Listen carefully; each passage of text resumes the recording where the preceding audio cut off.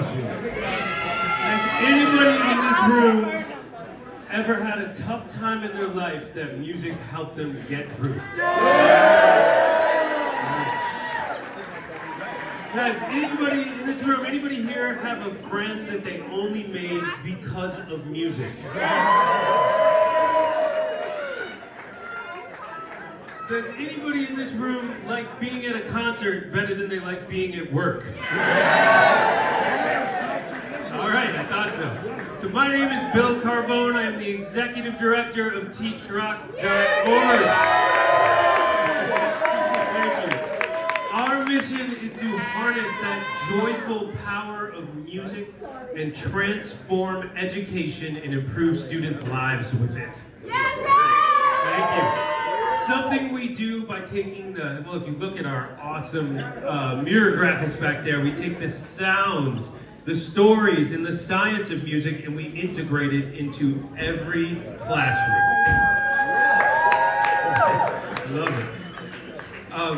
You just saw Teach Rock in a social studies classroom. Ben Wide's social studies classroom. That's the Ben Wide's contingent over there. We're going to hear a little more from Ben soon. But Teach Rock is in all kinds of classrooms. There are Teach Rock math classrooms where kids are graphing the sales data of Beyonce and Rihanna, and then they're going to go online and find the sales data of their favorite artist. And they're going to get the chance to make the case, my artist is cooler than Beyonce because it sells more. And by the time they realize they're doing ratios and percentages and graphing data, it's too late to be pissed off about it. Our Harmony Student Wellness Program is helping middle school kids become more empathetic citizens, to self-actualize and realize more about themselves, all while it's helping districts reduce chronic absenteeism and bullying and disciplinary measures. Teach Rock is everywhere, and we're doing all kinds of things. So I want to ask you guys another question. Anybody out here like the Grateful Dead? I knew it. That was rhetorical, pretty much. Anybody out here have the Grateful Dead in their classroom back in the day? No. Not really, right? Well, if you had been in a Teach Rock classroom, you would have had some dead in your damn classrooms. Teach Rock students are using the wall of sound in their science class to learn about sound waves and also to get inspired by the idea that if you're solving problems, anyone can be a scientist. The people in the Grateful Dead that invented the wall of sound weren't wearing lab coats. They just saw problems in front of them and they solved them. So Teach Rock kids are getting to see the Grateful Dead and the people around them as an example of something positive you can be. Yeah. Thank you. So I gotta tell you that everywhere we go with Teach Rock, we hear the same thing. Kids that are on the fringes, the kids that might drop out, the kids that say they hate class. When it's a Teach Rock class, they get involved, they show up, and they're awesome. And that's because Teach Rock is an incredible, fun way to do education. Teach Rock's changing lives. Yes. And everything Teach Rock does is free. That's right. Thank you. All of the curriculum is open source, online, and free. And because it's open source, and because it's free, we can plant it in a district and then just let it grow. So a perfect example is Los Angeles. In 2020, we worked with one high school in Los Angeles to place our US history course, and we got it approved by the state of California. This year, it is running in 22 Los Angeles high schools.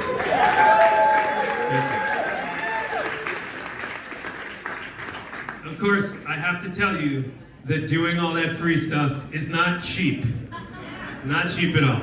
So, I want to thank you all for being here, because just by being here tonight, you're helping us do that. You're helping us put Teach Rock everywhere. Thank you. Really, really appreciate it.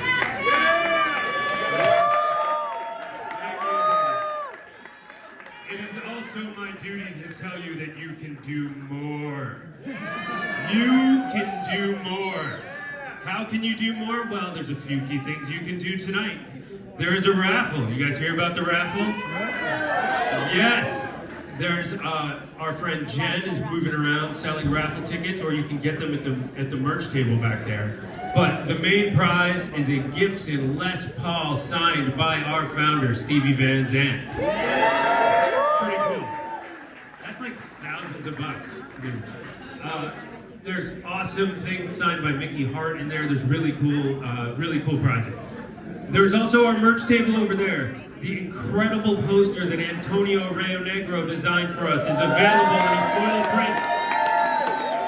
There's T-Rock t-shirts, and there is so much cool stuff in our silent auction. There's tickets to everything. There's a music lesson with John Medeski, which you're gonna have to fight me for. I'm gonna go after that. I want to take a lesson with John Medeski. There's all kinds of cool stuff.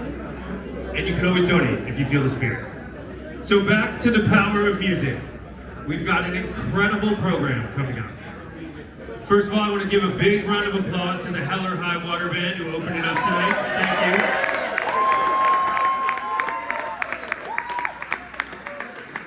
you. We're going to honor two people that are very special and important to the Teach Rock organization. Ben Wise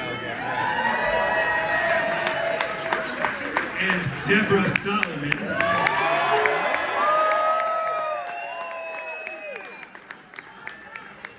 How'd that feel, Deb? That must have felt pretty good. Ben, too. That must have felt pretty awesome. And we're going to have a killer set from Medeski, Rousseau, and Ribot to close it all out, which is so cool. But first, it is my honor to introduce the founder of Teach Rock, Rock and Roll Hall of Famer, Stevie Van Zandt.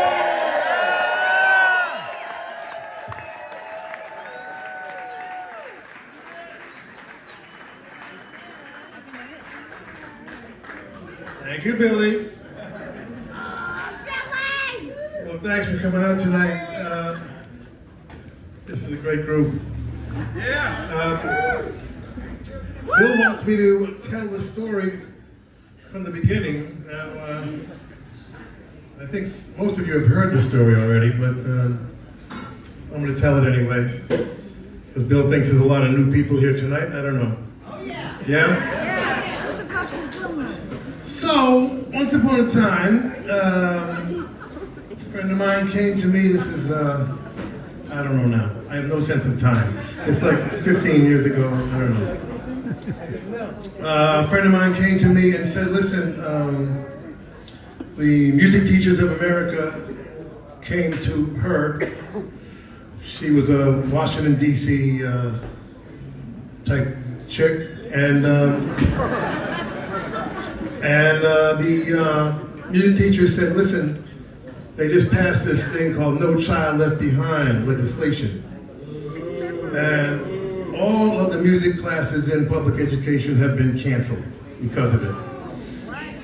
And it was based on our math and science scores being not good anymore, and they thought, you know, let's move everything into testing for math and science, and out goes art, you know, and music, and everything that really matters. So she said, you know, they want you to try and find out what's going on. And so I went down and I met with Teddy Kennedy at the time and Mitch McConnell, both sides of the story, you know, and Teddy Kennedy, you know, gave me a big speech about how important art was, and how the Greeks, you know, when they educated their people, art was an integral part of the education system, you know. And anyway, they, you know, and unfortunately, Teddy's no longer with us, but and equally unfortunately, Mitch McConnell still is.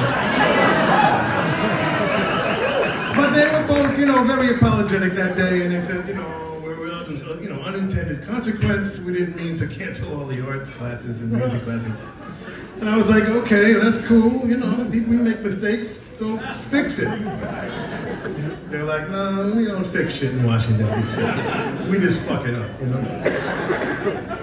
Anyway, so I'm coming back to the meeting now with the music teachers. I'm like, man, you know, I gotta give him this bad news. I'm thinking to myself, how can I give him something that will balance it out, So I said, listen, I get to the meeting and I said, listen, I got an idea, we're not gonna put instruments in kids' hands for a while. Maybe never again, so we gotta find some other ways to do that, and we have through the years, Little Kids Rock or whatever. But I said, I got an idea. Why don't we teach a history class and use music to do it? Because we can kind of sneak in the back door doing it that way, We can make it flexible enough to work for all the different grade levels. We can kind of make it cross-curricular, so you can do it music class and English class and social studies. The intention being, let's keep the arts, in this case music, in the DNA of the public education system somehow, And they endorsed the idea, which was great. And so I went home and outlined, I don't know what it was, 200 or 250 lesson plans. Basically the whole history of rock and roll and soul music and blues and everything else, And I was like, okay, now what, So I said, I better get some help here before I start asking people for money. Because right away I said, I don't want it to be a government thing. I don't want anybody's interference with this thing. If I'm going to do something, I want to do it right, and I don't want any interference with it. I don't want anybody slowing me down, some bureaucracy to deal with, especially the government bureaucracy. So I went to. I said I better have a board. I better have a founders board that'll impress people. Who I'm asking for money. I don't know what to do. So Bruce Springsteen agreed to be on the board. Bono agreed to be on the board. Marty Scorsese agreed to be on the board, and Jackson Brown. And I started having meetings, and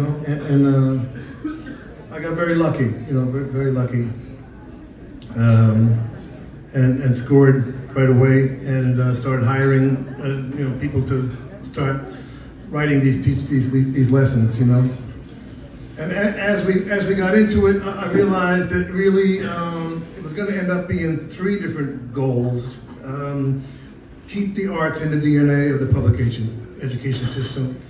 Number two, come up with a new methodology to teach, because this generation, after I started visiting some schools and visiting classes, I'm like, man, this generation is really different. This is quite a challenge. I thought our generation gap was going to be the biggest ever in history. I mean, we were at war with our parents. I mean, it looked like the Grand Canyon back there in the '60s. But I think this generation gap may be bigger because it's more subtle. I mean, kids live with their parents till they're 45 now, but their brains are different. Okay, you know what I mean? I mean, we were questioning the government and doing all kinds of new things at the time in the '60s, but our brains were the same as our parents. These kids are something else. They're faster than us and smarter than us, and they need a reason to be in that classroom, man.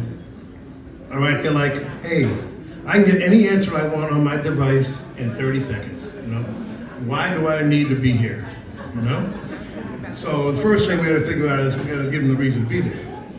And we started doing what I call teaching in the present tense. In other words, give them something that they can use right now, because there's only right now for this generation. That's how they think. You got to give them something they can use. You can't say, learn this now and someday you'll use it. Okay, that ain't gonna work anymore.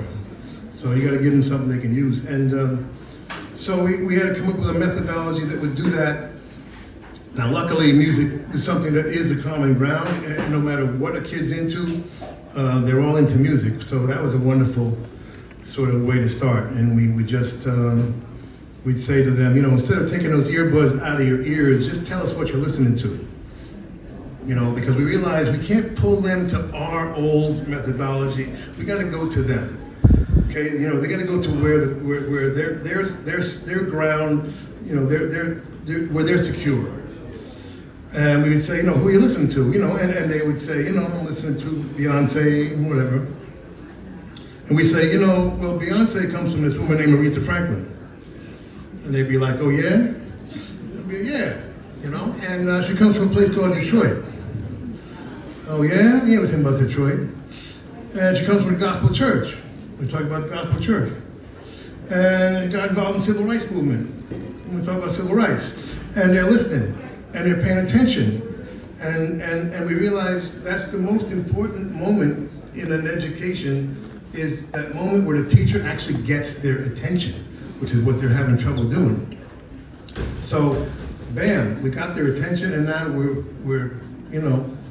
we're teaching them things without them knowing that they're learning things, and starting to connect the dots, because that's what the arts does. It starts to connect the dots and work different sides of the brain, And we said, I don't want, and I said to all my teachers that are doing the lessons, I said, I don't want art to be a separate class. I don't want it to be an after-school thing,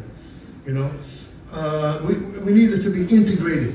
I want the art integrated into math, into science, technology, engineering, like Bill explained. Because that is something that it makes it easier for these kids who are not that, you're really not that comfortable with the precision required, for math and science when you're young, especially when you got a lot of energy. So you want to have something that kind of connects to those things that they can relate to in real life, and that's what we've been doing. So that was the second goal, keep the DNA in the arts, number one. Number two, come up with a new methodology, which we did. Number three, let's try and keep kids in school, because the dropout rate is just intolerable. It's close to 50% in the poor neighborhoods, and 50% of those kids end up in the justice system on the wrong side of it. And if they statistics say if they like one single class or one single teacher, they will come to school. So we want to be that class, that was something they look forward to, and we keep them in school, And, it doesn't guarantee anything, but if they at least graduate high school, you get a shot. So that was the main three things, and we've had great success with it immediately. And now we've added that fourth dimension that Bill talked about, that harmony program, which, we didn't realize that at this point, there is just an epidemic of loneliness and alienation going on in this generation on top of everything else. Suicide rates going up. So we realized we gotta now prepare kids to even be educated, right? Forget about the content that we worked so hard on all those years.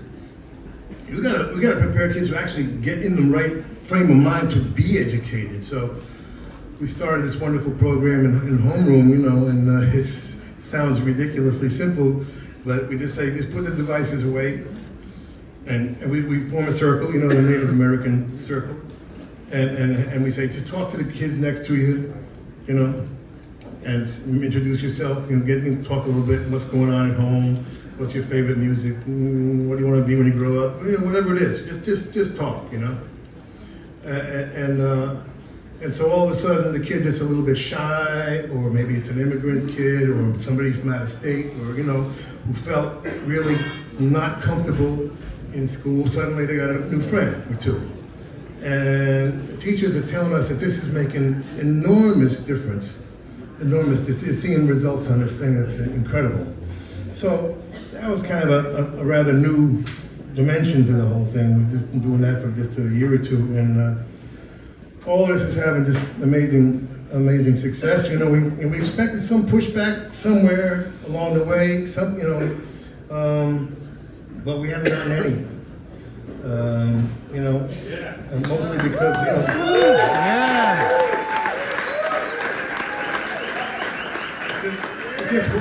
it works, and it's free. The first excuse everybody uses is, we can't afford it. Well, you can afford this, okay, because it's free. You know, we got, I don't know, 70, 75,000 teachers teaching it, so your donations, your donations go. All we're doing at this point is spreading the word, because if we can spread the word fast enough and far enough, we will transform the entire education system with this.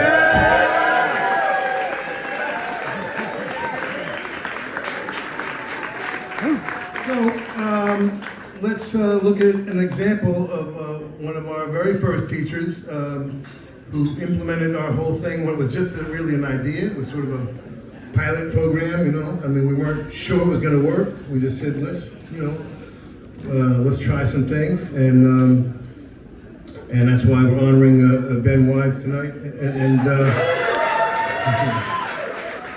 Right down the Lower East Side.